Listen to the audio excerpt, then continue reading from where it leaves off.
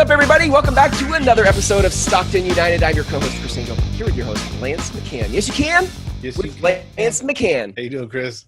Lance, man. I love that. I've been seeing your show. By the way, if you guys watching this don't know that Lance has another show, I mean, it's the same show, right? Like It's pretty much name. the same show. It's just kind of a different format. Different format, yeah. Yeah. You guys, so I've been seeing you, in between our interviews, I get to see you through your Facebook interviews. So I still feel connected to you, as I'm sure everybody listening to this does. Yeah, I saw you log in today while my show. I did, man. I popped in. I wanted to pop in. The guy had a gym. You were interviewing somebody that has a gym. He's kind of his parents come here from another country. I can't remember right off the top of my head. And so he's firstborn generation, and he did what everybody else did, went to college, thought he was going to get a good job when he got out, and he couldn't find work for 2 years. Wow. Wow. Wow. Talk about failing forward. Yeah, right. I mean, letting the cat out of the bag, foreshadowing the conversation, but yeah, wow, that's incredible. How did he get through that? So he was doing film. He minored in film, and so it was kind of a hobby. And he's like started picking up these little odd jobs, and started doing them for clubs. And then pretty soon he was doing them for hip hop artists. And wow, that's cool. A lot of commercial work now. So you see him now. You only know him as where he is at the moment in his career. You don't see that he was living in a trailer, paying $300 a month with a family who they went to bed at 5 o'clock every day because his dad had to get up at 2 o'clock in the morning to go to work. Wow. So he had to creep in the house, in a trailer. Right. So can you imagine trying to walk quietly in a trailer? No, that's crazy. So, I think that's, a perfect way. Thank you for you're so good at this. You must do this. You must do this often. Transitioning into the conversation of failing forward, because I feel like I was just reading something the other day about how unhappy people are. There's a lot of depression, especially in business. Business people, I think, get more depressed than other people. But I just think humanity in general. Yeah, because you see somebody on Instagram or Facebook posting about the deal they just closed allegedly. You don't know. Yeah. It's all right.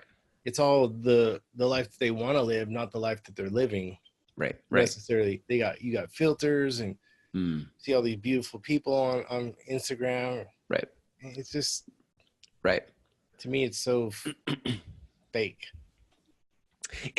But I think it's also the human condition, because I feel like people, we see things in an Instagram post or Facebook post. We just see things out there in the world, and then we have our own stories about we should be there. Why am I not there yet? Why don't I have my things? I've been like all the things that doesn't matter. I don't care. I mean, I experience that on a weekly basis.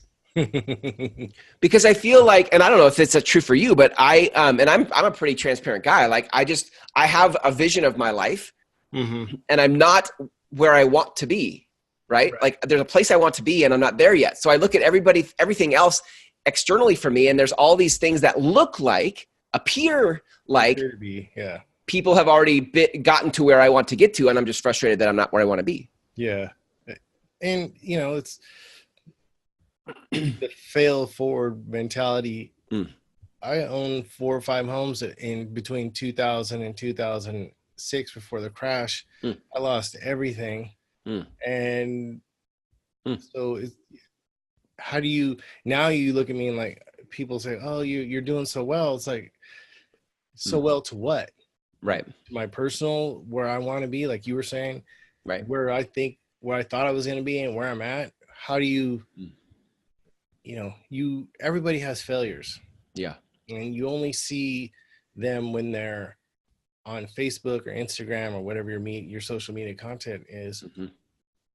And they're posting that perfect life when you don't necessarily see what's going on the inside. Yeah. Right. I think we need a little more transparency in the social media world. What would that's interesting. What would that look like? No, it means you'd have to be very vulnerable. Yeah, I'm having a bad day, you know. And there are people out there who like, yeah, I'm depressed. I've been in bed for a couple days, you know. I don't know if you do, but I have a couple friends on my Facebook page that, you know, they post that. I'm like, that's, you know, that's pretty brave to put yourself out there like that and share those intimate stories. I think there's probably a line. I don't know, not a line, but there's probably a constructive way to do that. Mm-hmm. I mean, you know, it's like you don't want to be a victim. It's not like, guys, I suck. And, I mean, if you're asking for help, there's probably a more appropriate place to ask for help than on social media, right? Like, yeah. Or no. Sometimes though, sometimes I think just saying hello or are you okay, and just letting somebody know in a way that there are people who care about them. I remember when I used to go to church a lot, this guy, he was up on stage talking about you know, his story, and he was going to kill himself. He was on his way up to a 20-story building. You know, he's in the elevator, and some lady's like, "Do you want a piece of gum?" And he's like, "Yeah." He goes, "That piece of gum saved that guy's life." Wow. He reached in his wallet and pulled out that piece of gum. No way. Yeah, I'm like, wow.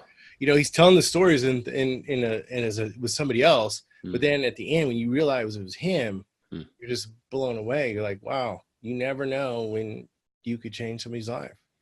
Right. It's really good. My skeptic jumped in. I was like, do you think that was really the piece of gum? Like in the world of in the world of fakeness, like, was that actually the gum? Yeah. You know, that's funny. It's the symbol of the gum. Symbol. Yeah, no, I get that. But yeah, I get you. I thought the same thing. But I think my path there. I do think that there's in the world of transparency, first of all, I think that there's it's becoming more popular, thankfully, to be transparent. I think that that's cool now. It's in to be vulnerable and transparent. Thank you, Brene Brown. But that's cool. And there's a constructive way to do it where you can be real about where you're at in life, and then there's a lesson in it somewhere, right? Like, you always got to look for the lesson, you know, and tying it back to failing forward. Yeah. You learn so much from your mistakes, right? You know, you learn what not to do. Like the jump. Oh, man, I can't even think who invented the light bulb right now. Oh, Edison. Yeah, he's like, I just learned, you know, 1,000 ways how to not to create a light bulb. Right. And so it's the mentality. It's how you interpret that failure. Right. So let's get personal for a minute. Like, when you think about the different ways you failed forward, like when you're in the middle of the failing, how do you keep your wits about you? How do you, like, what's my internal dialogue? Well, maybe that. And then also, like, how do you move in a productive direction? I don't know if there's a method to the madness. It's just hoping and knowing that one way or another it's going to work out. You know, you just start over. Like my dad always said, it's not how you fall down, it's how you get up.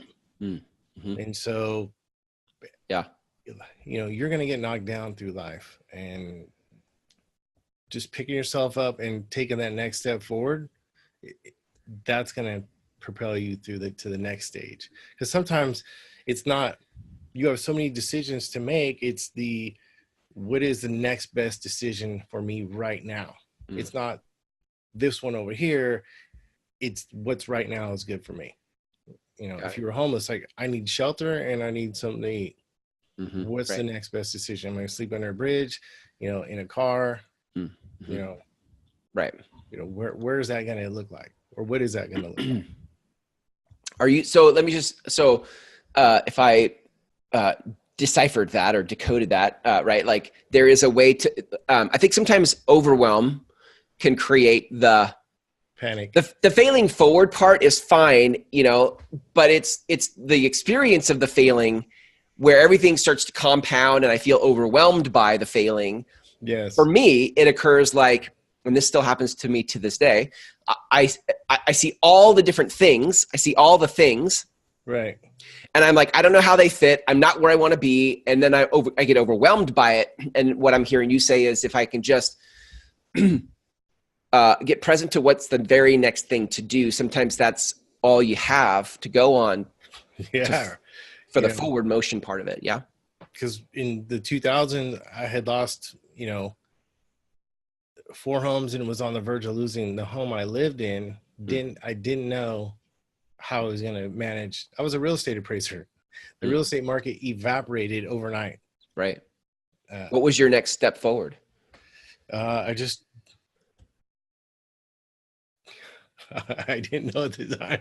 So I started going back to school, working odd jobs, handyman jobs. I was just doing little handyman stuff. Right. So first of all, your appraiser gig was over, like, because the market evaporated. There was nothing to appraise. There was nothing to appraise. And so you're like, okay, well, I can't make money that way, so I'm going to go do odd jobs.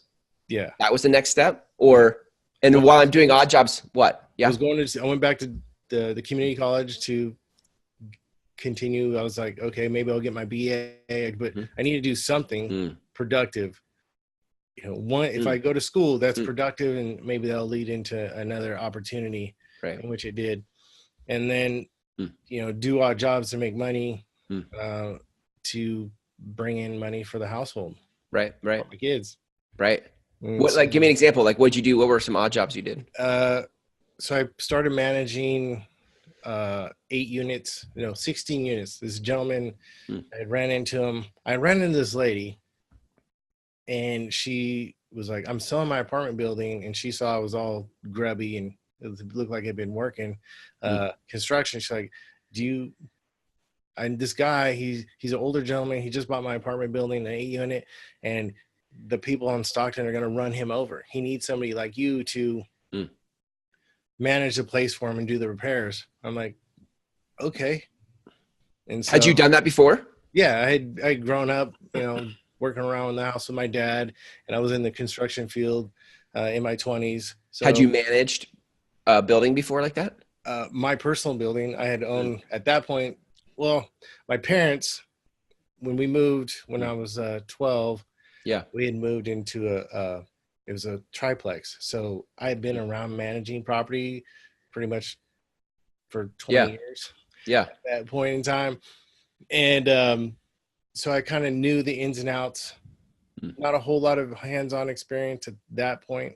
Or no, I had, because I had taken over the management from my parents, because they would rent to pretty much anybody at that point in time. They just had a bleeding heart. Anybody with a sob story, they were going to take them in and help them out. So I'm like, okay, no more mom and dad. So I had about 4 or 5 years of experience of dealing with tenants and evictions and all that stuff at that point. Wow. And so it was a blessing to him. It was a blessing to me, because it paid me about $1,000 a month that I could count on every month to get me through that time. How did you find this lady? Like, how did that conversation happen? You just, because how'd that happen? It was weird. I was getting tires and she was getting tires, and she had a BMW, a new BMW with a D on it. And I'm like, I've never seen a new diesel BMW. I'm like, is that a diesel? She's like, yeah. She's like, I fill it up like once a week and I drive all over. I'm like, wow, I want one of those. So we just started talking, and I told come up that I was a real estate appraiser, and she's like, so you do property? I'm like, yeah. She's like, and that's where the whole conversation unfolded. And I took care of that property for 2 years into my real estate career. And then when I got to the point where I'm like, I can't give that property the attention that it needs. Yeah. I handed it off to another property manager, because part of my deal with him is I would go do little repairs like garbage disposals, and I wouldn't snake a line, but little repairs, door locks, stuff like that I would do. Yeah. As part of my salary. So Sure. Yeah. I like that there's this, I don't know, when you said that to me, I was like, I don't like the idea. And this might be because I'm spoiled, or I'm stubborn, or I want what I want. I don't know. I'm like, that's a scary thought for me if the market had evaporated. And my entire livelihood vanished because of that. And then I was like, I have to go do odd jobs. Like that feels, this is going to sound super arrogant. It feels beneath me. When you don't have any other choice. Right. I think that's I think that's kind of my point is like, there's this thing that keeps us, when things are dire and you have no other choice, it forces your hand and you will go do things like that. Yeah. But I think a lot of us, especially the economy is strong right now. A lot of us are stuck in lives that aren't fulfilling. Right. Or we're failing. And because it's not whatever market we're in hasn't evaporated, it's not forcing our hand. And so what we do is we stay stuck in a pattern, and the idea of trying something new or doing odd jobs or whatever feels beneath us, but where we are isn't exactly exciting either. And so it's like, we're not failing. We're just failing. We're not failing forward. We're not, Yeah. I was at my apartment because when I lost everything, I had gone back to Delta College, and most people who get their student loans, they take a trip to Europe, buy rims, buy a car and put rims on it. I bought a small apartment building. Wow. And so I was there last night, and my new tenants, they were like, "You're here a lot." And I'm like, "Well, I do most everything around here still." I have a buddy of mine who helps me quite a bit, but I'm still very hands-on. And she was like, "I really like that you're hands-on and you see what's going on. It's not just, people hanging out, and, because it's in a lower demographic area. So Sure. It made them feel really comfortable knowing that I'm there all the time." So, right. Wow. Yeah. You gotta do what you gotta do. Absolutely.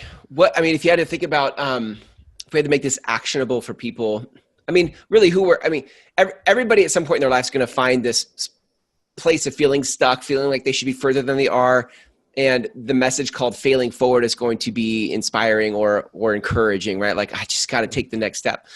So if anybody listening to this is in that space, like, what's besides taking the next step, which we already said, like, something that's always helped me, and I was never a big reader, pick up a self-help book. There's a lot of little nuggets in there that you could pull from to give yourself not only strength, but direction.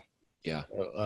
That's good. When that happened in 2006, 7-ish, at the end of 2006, it was really the first book I really ever read, which was How to Win Friends and Influence People. I just burned through that book because once I started reading it, and keep in mind, I was never a reader. I just knew I needed to do something. My neighbor had this book, and I opened it up, and just within like 4 or 5 days, I had gone through that book. And it's and I still listen to that book probably once a year. I got an audiobook, and I'll go through it. Wow. There's so many little nuggets in there. How to deal with people, how to communicate with people on so many different levels. So I would say grab a self-help book, and just read it or listen to one and then if you do, there's temp agencies, go back to school. Yeah, there's all these little things you can do to build yourself up. Yeah. For when you have to be prepared for the opportunity when it arises. That's so good. You're preparing yourself for the next opportunity. Yeah, that's so good. That's good, man. I love it. Well, I love that you're not only are you a real estate agent, right, but that you have this bigger heart for helping people and uniting Stockton, and just bringing, I think, love and light to what it is that to your community. I think that's so good. And this is an example, right? Of this content, this show is an example of the transparency and the vulnerability that I think is cool and trendy right now. I just think that this is, but I think it's cool and trendy because it's real. And I think what we're hungry for is real, not fake. And so anyway, I say all that because I like that you, as a realtor, finding creative ways into relationship with people that help us all, that forward the conversation of just being real. Let's just be real people. Yeah, I was at my apartment last night when, like I was saying, and I was talking to the gals, and one had been incarcerated. The other one has been, because of her, it's a mother-daughter, because of the choices her mom made affected the daughter. So she's been couch surfing and just been in bad situations. So now they've come together and they're renting an apartment from me, and they're just so grateful.